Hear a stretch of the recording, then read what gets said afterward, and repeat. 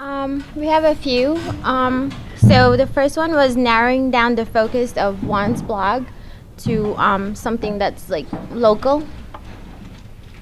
And there's a lot of resources available for citizens to reach out to. Like we learned a lot. I mean, there's a lot of resources that we didn't know about that. There's a refresher on photo and video and the practical techniques. And for long-term blogging, to start with the WordPress engine as a host, and also the rule of thirds in photography. What did you learn today that most excites? Well, there's a couple things. Everything, because it was so new. I mean, we really got a lot of information in a short, concise period of time. A lot of people learned some good things about the trend of news activism. I think a lot of us grew up with traditional journalism, and now to suddenly understand what citizen journalism really means was good. Learning the technical side, by that the technology, the applications out there, that was one thing that everybody was excited about. One thing that I think I put in was how practical this all was. I've been to a lot of seminars in my career. This one, for the amount of time spent, you came away with a lot of valuable information that you can use right away. And finally, we learned about crowdsourcing. And that's given a sense of community where other people can come together. That's a tremendous thrill. What did we learn that excites us the most? How many different forms of media are available to us? Some of us, especially me, did not know about WordPress, and that you could also use the WordPress with an engine, that there are so many tools. The best practice using these tools. We also pointed out about the pointer, sorry about that redundancy, and that offers us the ability to find out what we need to safeguard ourselves.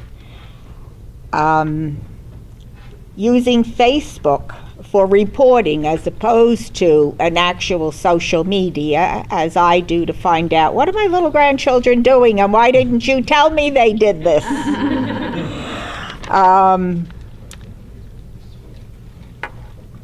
The power of Facebook was mentioned, that it's not, that you should not just throw things out there. Make sure that you are verifying the facts. So what we learned or were excited about was a number of us had mentioned going to the mapping session and understanding how we can use data to understand stories better, or to actually find stories, and also have an attractive way of looking at things. And we were surprised by how simple a basic map is. A number of people are talking about setting up their Facebook pages, so that they were happy to see that there's templates perhaps for doing that. We talked about WordPress was new for a lot of people, so understanding that that's a good source for bloggers. Those of us who went to the photo and video session learned a lot about the importance of tripods in our photos. And also understanding how to zoom in on subjects and how to frame them in pictures well. So one of the comments was that they were impressed not only with the number of people, but the number of people who are interested in being professional busybodies in their communities. And people were interested in starting to podcast or doing podcasting and going home and learning on their own and maybe connecting with others. And so it looks like each of what we're taking away is dependent on kind of where we started. So it sounds like we're each going to be looking at the things we don't know and our own personal challenges with the things that we need to learn and research. So some of our group is going to be researching the websites, starting a blog, adding maps to the blogs that we already have, or making better use of the resources that we learned today. So, and we were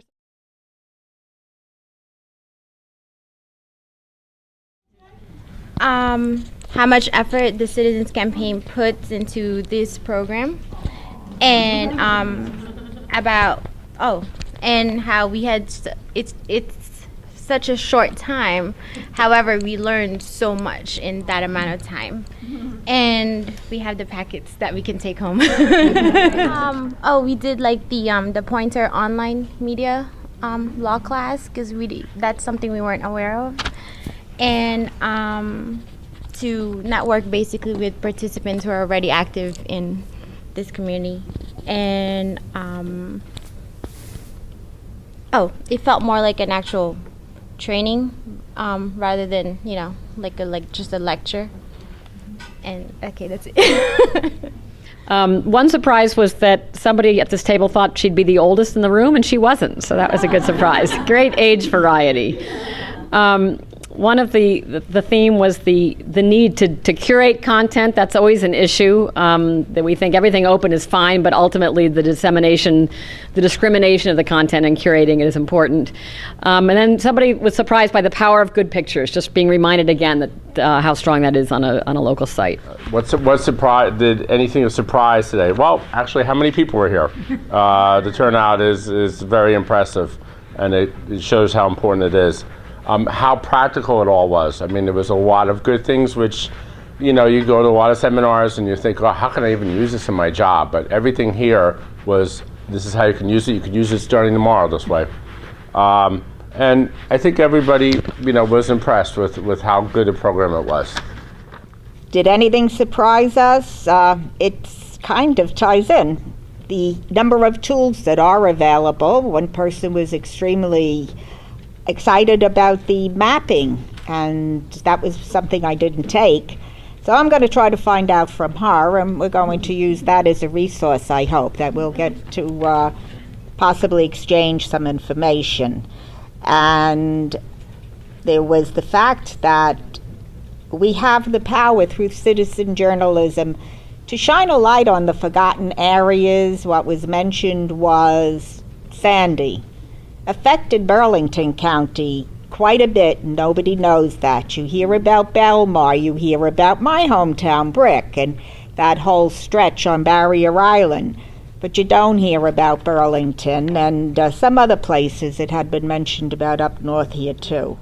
It eliminates the confrontation you might face if you were dealing face-to-face with some of the politicians. You're able to do it in a form of printed media, if not actual paper.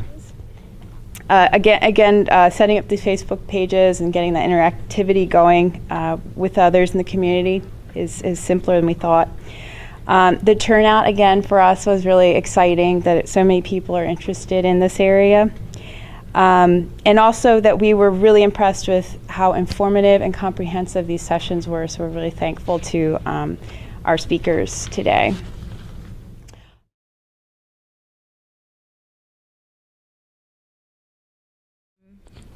To start researching the resources we were given today, and explore all the different websites, and also those who are already blogging to basically build upon what we've learned today.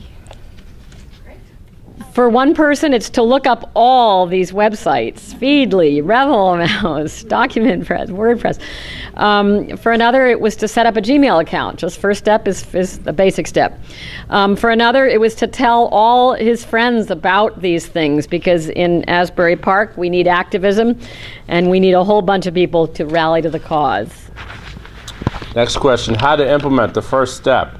Well, one of the things was figuring out how to write, where to come with resources for good writing, how to make citizen journalism actually stand out and incorporate some of the elements of good writing. A lot of new words to learn today. Some people in our group are like, wow, I need a dictionary to even keep track of all this. So there'll be just some heavy-duty Google searching later tonight. One of the things we understood with the citizen journalism class is it's either hyperlocal or it's niche. Some people, I think, are learning, maybe a niche is what they're looking for, and other people maybe are going to the hyperlocal. And finally, and this is, I think, very interesting, is people are going to have to learn time management. There's just so much you can do with this, but there's only going to be so much time that you have in a given day to do it. So it's a good chance to keep that in mind when they go to First Steps. I think we're all excited to go home and try out some of these websites and see what one might be a very useful one for us. And again, the same names came up, and that use it to get a conversation started. Third, how we plan to implement this. Yeah, so the wheels are turning here now, and we're trying to figure out. So some few of the women here are part of the same organization, right? And you're going to be setting up a Facebook page so you can interact more with the community and get out news from your end and hear from them as well. Just using blogging as a means of informing various groups that we're working with. Somebody's using it as an event log, communicating local news. Yeah, I think that's pretty good. Somebody's going to get in and start editing images a little bit better on their site. I'm actually going to be using the Google News search, where you can save your searches and just kind of pop back in there when you need to. So that'll be good in terms of saving time and learning. Perhaps in the future, we're looking forward to being able to cite primary sources, actually putting them on our sites.